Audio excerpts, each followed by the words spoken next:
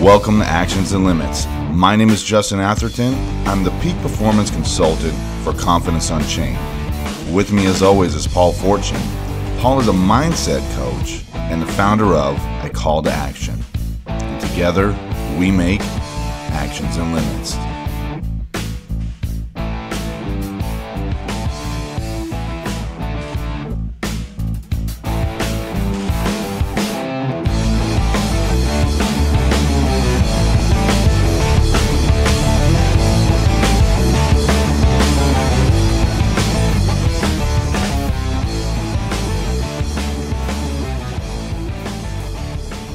Welcome to the show, the podcast where we talk about the actions we can take and the limits we create. Make sure to hit that subscribe button so you don't miss a single episode, and follow us on all your favorite podcast platforms. Reach out on Instagram or Facebook at Actions and Limits, and make sure to continue to submit your questions into actionsandlimits@gmail.com to get your questions featured on the show. Paul, another great guest coming up. Melissa McDonald is going to be on the show. Dr. Melissa McDonald. I'm excited to pick her brain. She's in a lot of different things. Obviously, you know, she's a chiropractor. She does a lot of sports medicine, which I need a chiropractor right now. My back is hurting. Do you go to the chiropractor, Paul? I don't, but I know you do, and I know sports medicine is an interesting topic for you as you know, athlete in high school and college, and the fact that you've dealt with back injuries. I thought this would be a perfect guest to bring on because you have a little bit of a backstory on all that. Because I know that you've gone to several chiropractors in your life, and some good, some not good, but you feel it's been a benefit for you overall. I really do. And I know that, you know, chiropractic, I think, gets a bad rap because, you know, people out there may have had a bad experience, or they talk about it as it's pseudo medicine or whatever. I can say from my own experience that it has helped me, you know, in the long run. I got to a point where I was having trouble sleeping because of my back. Like, I was having to crack my back before I went to bed every night myself. So once I started going to the chiropractor and found out what was going on and having to adjust it, and yes, you have to go back on a regular basis because of the way your muscles have developed, the way the muscles are pulling in different directions, but there's so much science behind it. But it is really important to find a good chiropractor. My idea, or my suggestion, is find someone that's going to do some x-rays on your back before they start adjusting anything. Those are people that actually let me look at what's going on, like the actual bones and where everything is placed, before I just start trying to throw them back in somewhere else. So find a place that does that. But for me, it's been a huge factor in just my overall life. Yeah, I mean, if you can't sleep, I mean, that's horrible. That's a horrible feeling when your back's hurting that bad, where it's keeping you up all night, because then it ruins your next day because you don't get the proper sleep, and Sure. your productivity is down. So it's just a nasty cycle that you go down. Well, just Do you sleep well now? Yeah, I sleep great now. But I think that underlying level of pain that people live in, like that definitely weighs on your emotional side, your mental side. Like, you can't be focused when there's just this underlying level of pain that you have going on. And, you know, unfortunately, that's what leads to a lot of people to substance abuse and try to numb that to an extent. But it sounds like Melissa's doing a lot of great stuff, and I'm excited to pick her brain. I know that the sports medicine, that's come a long way since we were playing sports in high school, man. Like, I know, I remember just getting a broken hand. They're like, I'm gonna wrap you up. Good, you're good to go back in there, or getting a concussion. And they're like, you know, you should be good. Let me look at your eyes. Yeah, you're okay. I'm like, Doc, everything's yellow. It'll be okay. Just make sure you wake them up every couple hours at night. You know, tell my parents this. It's like, that probably wasn't the safest thing. And obviously, different, you know, states, different schools are going to have different programs, and, you know, the funding to be able to get that. But yeah, it's important to look at the science and just how much it's developed, you know, in the last, you know, 20, 30 years. So I'm excited to pick her brain on some of that stuff. Yeah, let's bring her up. Awesome. So Dr. Melissa McDonald, or Dr. Mac, is a graduate of Northwestern Health Sciences University, where she earned her Doctor of Chiropractic. She then spent 2 years of specialty training in the Human Performance Center, where she focused her research and clinical skills on specific testing and treatment protocols. Additionally, Dr. Mac served as a team clinician for the Minnesota Vixen, a professional women's football team that won the conference championship in 2018. She recently traveled to the World Championship of Rowing to provide care for the athletes in Sarasota, Florida. Dr. Mack is the Chief Medical Officer for River City Rhythms, a drum corps international marching band, and the Team Chiropractor for the Minnesota Roller Derby and Minnesota Pride. Dr. Mack has achieved both international and national certification as a chiropractic sport provider, and she's a speaker on sports chiropractic issues in the United States as well as abroad. Melissa, thank you so much for coming on the show. Really excited to pick your brain. So thank you so much for joining us here on the Actions Limits podcast. I'm excited to be here. I can't wait to see what challenging questions you throw my way. I know Paul was filling me in. You guys have had a conversation before, and you're into a lot of different aspects, with the chiropractor and all the different things, doing your own podcast. So how did you end up where you're at right now? Like what was your journey like, Melissa? Oh, that's a can of worms. So I knew growing up, I wanted to be in the healthcare realm. I wanted to help people in some way, shape, or form. And I just didn't know where that was going to fit in. Initially wanted to be a surgeon. Oh, wow. And that was mainly because I watched Grey's Anatomy growing up. And I'm like, oh, I want to be the next Christina Yang. And it really came down to, I started shadowing different providers and seeing where our healthcare is right now. And frankly, in the United States, it's a fairly broken system. And I didn't want to necessarily be a part of that, but I still wanted to help people. So I started looking at some alternative care routes and some other providers. So I looked at optometry. I looked at veterinary medicine, like completely abandoning humans altogether, and shadowing some chiropractors. And I really loved the aspect of, I have only my hands and your body to heal yourself, plus nutrition to really make any difference. I don't have medications to fall back on.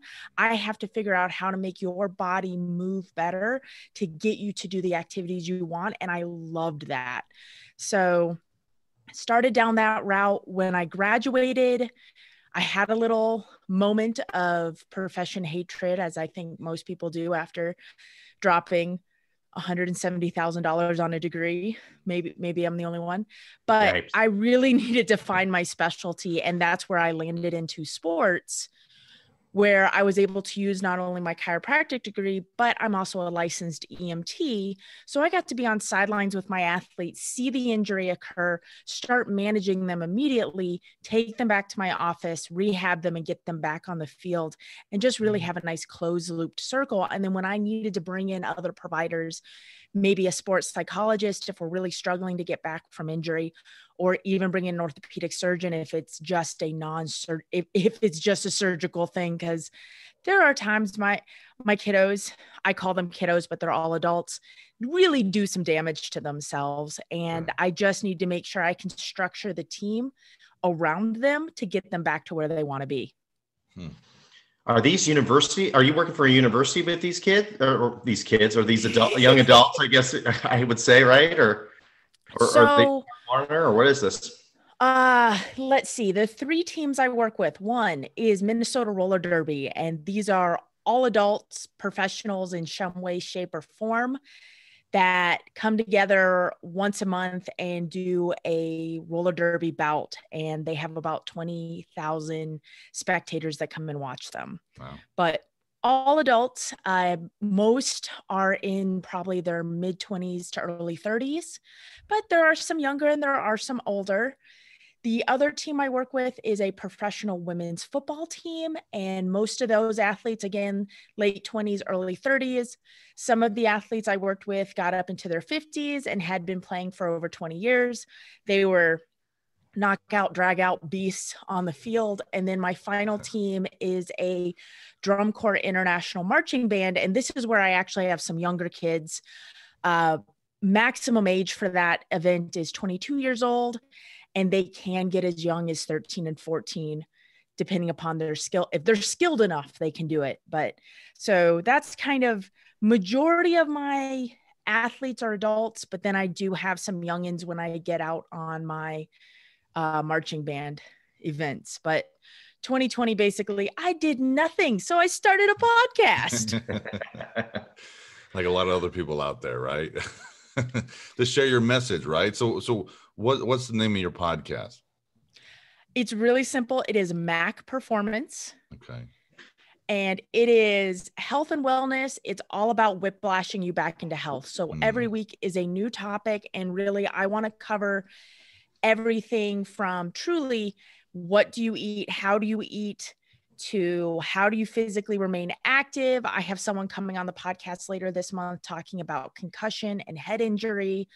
But then I've also had personal finance come on and talk about how to budget and how to create savings and how to prepare for retirement, because money stresses can cause so many physical manifestations within our body with stress that I thought it was an important topic to cover. That's awesome. I definitely need to tune into that, because that sounds like there's a lot of great stuff in there.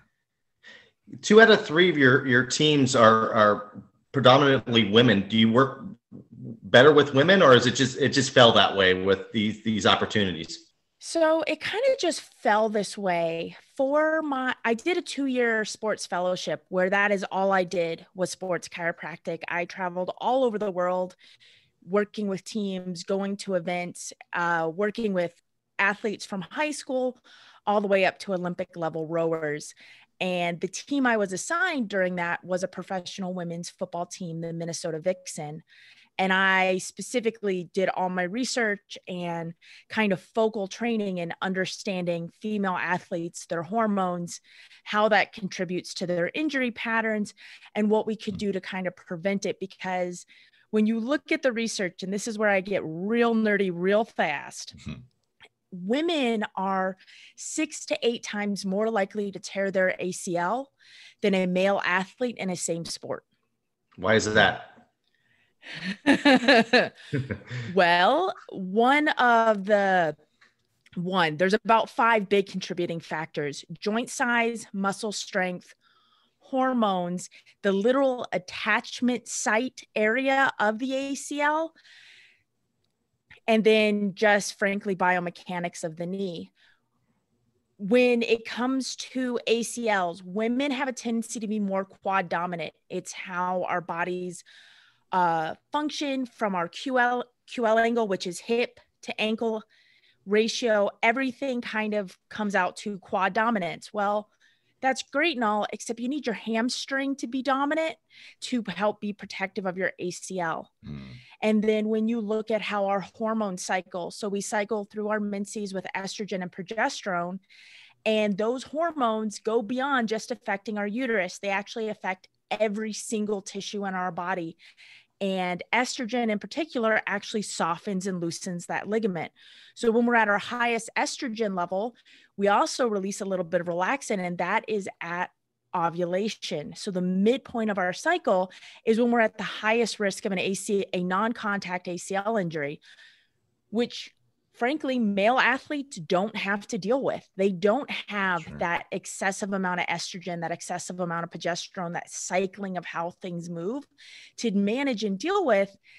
And sadly, right now, all the research into athletics typically goes through a male population, then it has to be filtered to a female population because the money is not in female sports.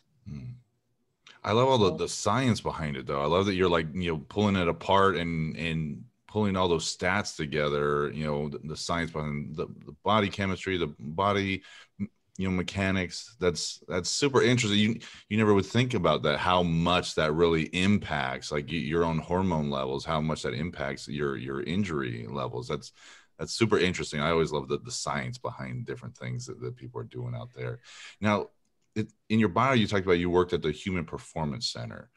I'm curious, well, what did that entail, or what did you get from working with them? So the Human Performance Center at Northwestern Health Sciences University is a fellowship program for recent graduating chiropractors to go through and do an in-depth dive into sports and have access to teams, athletes, and also opportunities to travel. Because a lot of times when we first get out into practice, we really don't have the financial ability to go out, get certifications, do additional education, and work with specific, very isolated populations. So this is an opportunity like a medical doctor going into residency. It's a similar scenario, but for a chiropractor focused on sports. So really what it did is it worked me. I usually spend around 60 to 80 hours a week, either in our on-campus clinic, working with students, teaching classes, or traveling and working with my teams, depending upon where we were in the season. Got it. Okay. It interests me because I'm always interested in human performance and how do we take that to another level. So just the title of the agency just piqued my interest there. So super interesting. Oh, and we did some crazy things. So we worked on different pre-season training, mixing up strength training with plyometrics, and then working with different injury reduction systems to see, could we reduce the number of ACL injuries? Could we reduce the number of concussions, and tracking our athletes? We then also had equipment in there called Core Max. And if you've never seen a Core Max lifting rig, mind blowing. It's really a unique system that, like, let's say you have someone wanting to work on snatches. Well, that can be a high risk exercise because you're hauling a huge amount of weight, catching it over your head. Sure. The Core Max allows you to go through that entire power movement without actually having to catch the weight at the top. The machine catches it, but you're able to throw it up as hard as you can without having to actually land and catch the weight. You can set it so that you can work on catching and it catches most of it, and you can scale it and work through it. So you never have that fear. You really can just do pure explosive power with no fear of the weight coming down on you. That's interesting. So how does that work with, like, are you not getting, I know you're not getting a full workout, but you're doing it in a way to prevent the injury. So it's almost like a give and take there, right? So you're missing a little bit, maybe the stabilizer muscles or the catching aspect. Depends upon what you're going for. Okay. We can work the stabilizing muscles of a snatch catch in a safer way than having you actually have to go through that. What we're trying to do with the snatch is develop the actual power and movement without having to worry about the catch at the top. So we can completely stabilize and work through the shoulders in a safer, more controlled environment, using maybe Cuban presses or body blades or oscillatory bars, and then using the snatch purely as pure power, just movement, fast, explosive, without having to worry about the injury that potential it has. I'm gonna. Did you grow up? Did you grow up playing sports, and did you have injuries that you had to deal with? I did. So I was a competitive top tier swimmer up until we moved to Michigan. So from about 6-year-old until 13-year-old, I was a top 10 swimmer in the state of Florida. So I have torn up my shoulders. And then I thought, oh, what a great way, instead of doing bilateral shoulder injuries, just go to unilateral shoulder injuries and just play volleyball and be a serving specialist. So I have some major, some torn rotator cuffs, some hypermobility in my shoulder just from overuse. And then also in high school, I trashed my ankles. I played basketball. I sucked. I was horrible at basketball. I was a really good defensive player, and I kept having my ankle roll. And at that time, my school was so small. I graduated with 46 people. Public school, 46 in my graduating class, and we were one of the largest classes to go through. We just didn't have any sports medicine staff. I never experienced working with an athletic trainer until I had one on my sideline and I was in charge of them. And I'm like, I really wish I'd almost become an athletic trainer. I think I would have been really good at that. But It's one of those things where I had ankle injuries, I had shoulder issues. I had an incident in high jump where I missed the mat and I crashed into the concrete. My nickname from my father was Grace, so and not necessarily in a kind way. I definitely had my issues, and I really felt like I didn't get the care that would have gotten me to the next level. I didn't have the support necessary to go to the next level of volleyball and play at a collegiate level. Yet I probably did actually have the skill if I had had the sports medicine support. So it sounds like that's where your passion came from, finding that lack or what you needed growing up, and now you can be that person for so many people out there. It's a lot of fun. Yeah, that's my happy place. The other thing I really enjoy is frankly trauma. Okay. Sports trauma with my EMT. It is something I do not enjoy when my athletes get hurt, but if they're going to get hurt, I want to be the person that's there because I know they're going to get the best care possible to reduce the likelihood of them having further injury. So. Yeah, that's super powerful. Yeah, just being that place and I get what you're saying, right? Like not wanting that to happen, but wanting to be there if it does happen, so you know that you're giving them the top treatment and the top attention that they really need. And it seems like maybe that's something you didn't have, in your growing up in your sports career, not having that attention. And I think there's a lot of people out there like that. A lot of these small schools, like growing up, high school, even in college, not having like the right people in place because the funds aren't there or the science wasn't there at the time. You're thinking, or lack of knowledge, right? Yeah. That maybe the trainer's not that great. Yeah. Oh, it's sports medicine. Things change, and especially in the medical field, things change every 10 years. We have a huge overhaul, and I think, sadly, after 2020, people really understand what we mean by medicine is always changing. And each week you got different information because there was so much research going into COVID-19. But the same thing can be said for like concussion and head injury. Sure. What we did when I was in high school back in the mid 2000s to what we do now, drastically different. We have a completely different handling so that we're preventing those long-term post-concussion syndromes that have potentially been related to some of the bigger and scarier things that were talked about in the movie, like concussion with what was it, Amalu Bennett, the doc talking about chronic traumatic encephalopathy or CTE, and actually understanding that, hey, yes, there's a chance that concussion causes that, but then here's a list of other things that professional athletes do that can also contribute to CTE.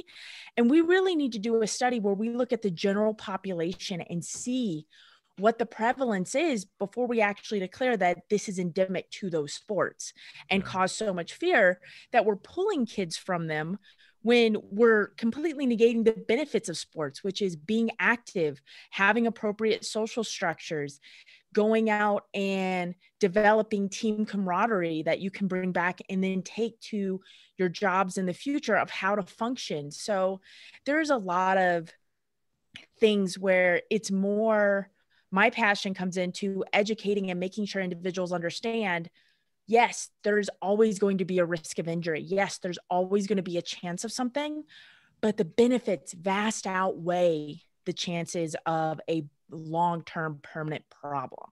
I like how you bring up the backing on that, because I think there is a lot of that for parents out there, the fear that's being based on, oh, these injuries lead to this. Because I remember, in the 90s being in high school, having a concussion, and they're like, you're okay. You just make sure you stay up for a little while tonight, and we'll check on you tomorrow and see how your head's feeling.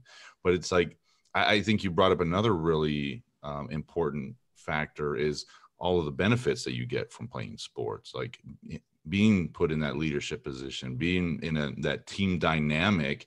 And I remember writing a paper on this in college, like, would I put my child into sports, like with all the injuries I suffered in high school and in college sports, would I still allow my children to be part of that? And it's like, it's a hard decision for parents to make, because if you were in that world, the benefits that you got out of being in that. And Paul and I both played sports growing up. So it was like, there were so many benefits that we received from that you really can't get anywhere else. And so I like that you put that out there, that the benefits outweigh the risks. There are risks, but you can't mitigate all the risk. I mean, you might get hit by a bus when you walk out your house today.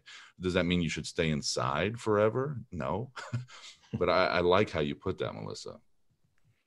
Yeah, it's definitely discussions. Probably the biggest one I have with parents is about sport specialization and kiddos.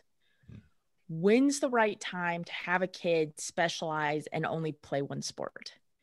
Okay. Because I look at these like 8 and 9-year-olds that are playing year-round soccer.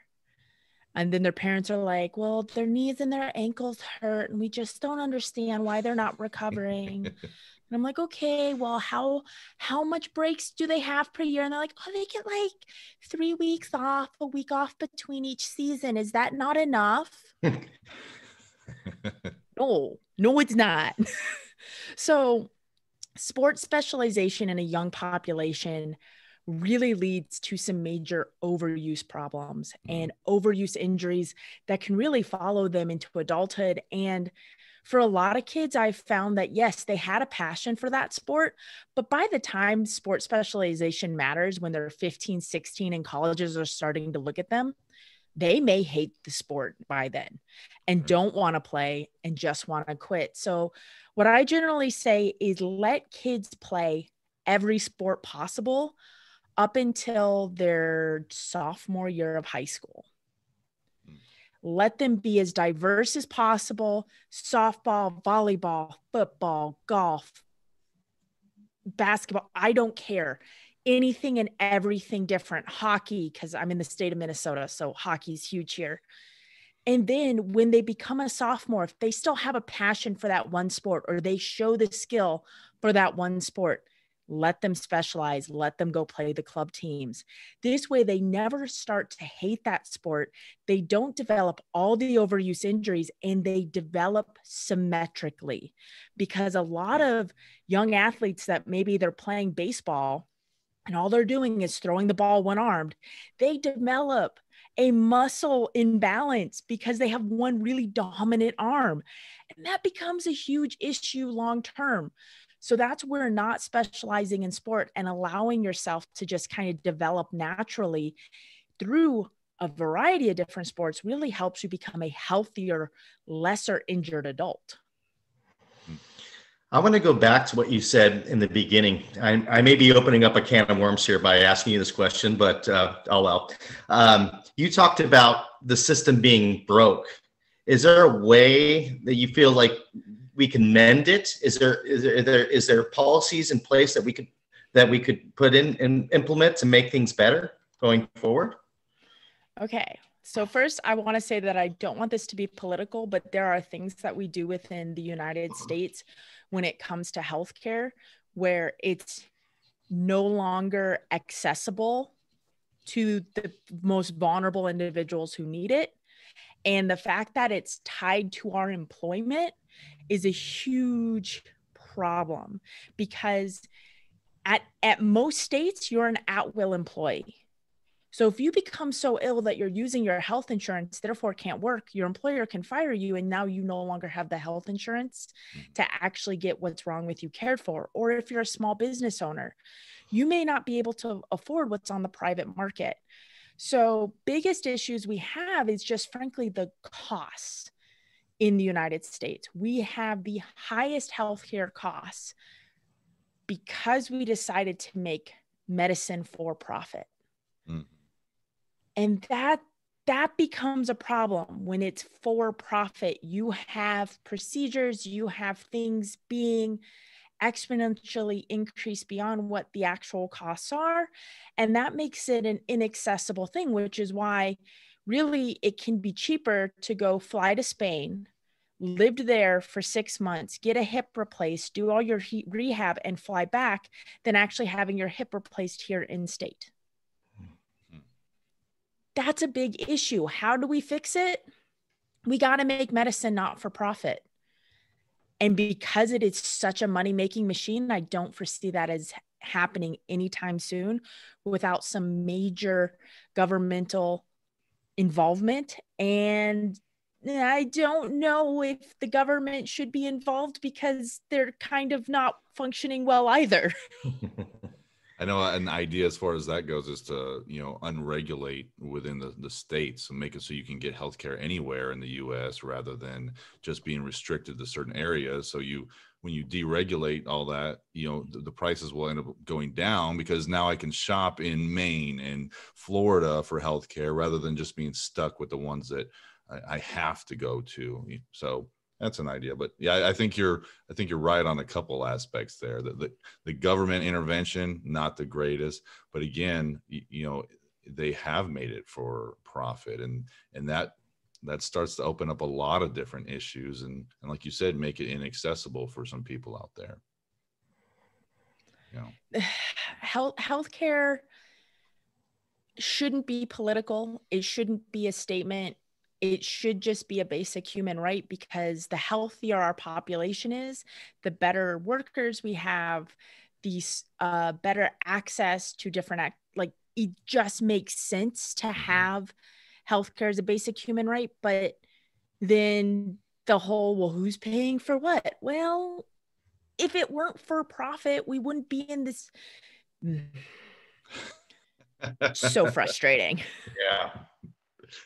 That's funny. Well, Melissa, thank you so much for sharing all your insight with this. Share with our audience, how is the best way to get a hold of you, or what kind of projects are you working on right now? Projects. Basically, I'm working on the Mac Performance podcast, just keeping that going, adding new guests. I had Paul on back in December, and it was a fantastic talk about just shifting your mindset and really trying to find the positive in all aspects of life. Other things, frankly, building my practice here in the Twin Cities. So if anybody's listening from the Twin Cities looking for a chiropractor, should hit me up. There you go. Other than that, you can find me on Instagram at MacP_clinic and on my Facebook page, Mobility Agility Chiropractic Performance. I just want to add that Melissa is a great host, and she does not give you softball questions. You better be ready. Your guests better be ready when you go on that show. So it becomes a great show because they're put on the hot seat and they better know what they're talking about. Otherwise, Melissa will point you out real quick. Hey, yeah, you're going to be on there. I'm going to ask the questions everybody wants asked, whether you want them asked or not. I like that. No, it's fantastic. So Melissa, we like to wrap up the show with the idea of the name of our podcast in mind, Actions and Limits. What would you say is one action that people can put into place right now that can make a huge difference in their life? Okay, I'm gonna actually do 3 because they're really simple. Get enough sleep so you wake well rested. Drink enough water so that I don't have a better way of phrasing this, that your urine is light yellow or clear. And 2, do something every day to move. So sleep, drink water, move. You do those things, you're going to feel better. I love it. Super simple and definitely excellent tips for everyone out there listening. And Melissa, I'm sure you've come across these self-imposed limits that we place on ourselves. What is one that you've seen has been the most prevalent that we need to eliminate? Oh, I would say imposter syndrome. Okay. The self-imposed limit that we place on ourselves where we don't believe we're good enough to be doing the activities we're doing. Most of us have a higher education degree. Most of us have done additional certifications, have done things to make ourselves the experts in the area that we're an expert. And yet we second guess and we doubt who we are in that realm. And that holds us back. And what's an idea to step out of that? Just have the faith that you. So for me, it was naming my imposter. I named him Frank. and he would step in and tell me that I wasn't good enough to do a presentation. I didn't have the knowledge to host a podcast. I didn't have the ability to convey the knowledge that was needed. And yet, again, I have a Doctor of Chiropractic. I did 2 years of fellowship. I have certifications out the wazoo because I've taken that additional time to make sure I know what I'm doing. And I need to be able to stand on that education and be comfortable in saying, yes, I actually know what I'm saying. No, Frank, you don't get to tell me that I'm not capable of doing this.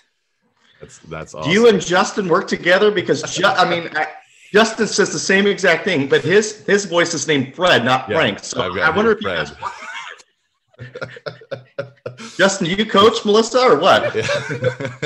It's a funny thing. When you said, I thought Fred was about to come out of your mouth when you said I named him Frank, and I was like, oh, that was close.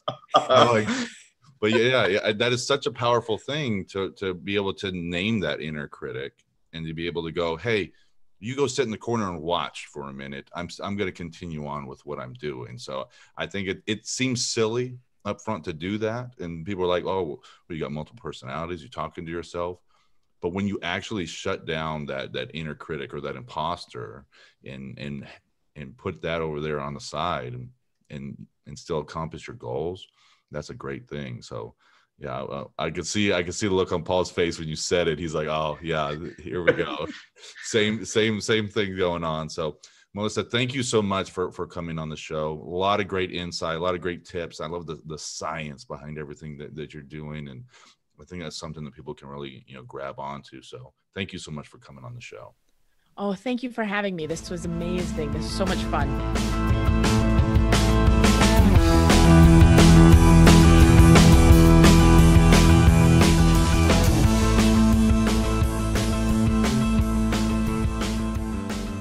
Well, Melissa was such a great guest. I'm glad you had her come on the show.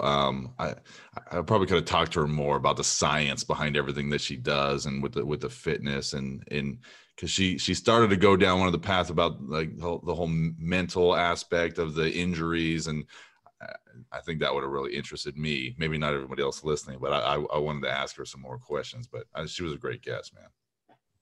You should have, or we should bring her back on and you can ask those questions. Yeah, I probably could have talked to her for a little while longer, and yeah, maybe we'll have her come back on and go down, a different path. But it seems like, she's doing a lot of good work, and I like how it just seems like with all coaches or consultants, you become the coach that you needed or wanted, at some point in your life. And so that's really prevalent with Melissa, talking about like, man, if I had this when I was younger, maybe I wouldn't have had these injuries. Maybe I would have gone, farther in my, sports career. But the fact that she's like, I want to be that for as many people out there as possible, and working with the different teams and working with the different people, that I think that's there's a couple things. It's like that integrity behind it, and just being like, I want to be there for that, and just that commitment to wanting to push that out to as many people as possible. I think that's great. So, well, let's go ahead. Yeah, and the chemistry between men and women, I thought that was interesting. I mean, it's stuff that I obviously when she brought it up, it makes sense, but I never thought about it that way. Yeah, the science behind the hormones and how in the injuries, like you never think about that, and I believe it. The majority of the science and the studies go to men's sports because that's where the majority of the money is coming in at, and so women get the women's sports get the bottom end of the deal. But I think it's very interesting that she found the correlation with injuries and the hormones and just the way the muscles are developed in different, men and women. So super interesting with the science. Yeah, I always like the science behind, things that people do. So yeah, a lot of great insight there. But so let's go ahead and wrap up the show with another segment of Ask Paul Anything. Everyone listening, make sure to continue to send your questions into the show at actionsandlimits@gmail.com, and you can get your questions featured on the show. Paul, you said you had a question that you found in the emails. I did. This is from Maria in Oregon, and it reads, Paul, what do you find joy in? And it's a simple answer, Maria: laughter. Well, you make me laugh quite a bit, Paul. So, and I get joy out of that. I believe that for you. I think that's a very honest answer. I think you get more joy out of other people's laughter than laughing yourself. I would agree with that. I think that's spot on. So, great question. Make sure to keep sending them in, and all the great guests we have coming up for 2021. Another year starting out great, Paul. Melissa was a great guest, so definitely another great show, man. For Justin Atherton, this is Paul Fortune. We'll see you next week. All right. See you next Monday.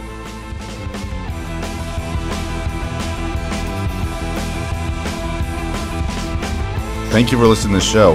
Don't miss an episode. Click and subscribe to our YouTube channel. Follow us on your favorite podcast platform, and find us on Instagram and Facebook under Actions and Limits to stay updated on all our upcoming content. Continue to email the show at actionsandlimits@gmail.com for our segment Ask Paul Anything. Thank you for listening. We'll see you next week.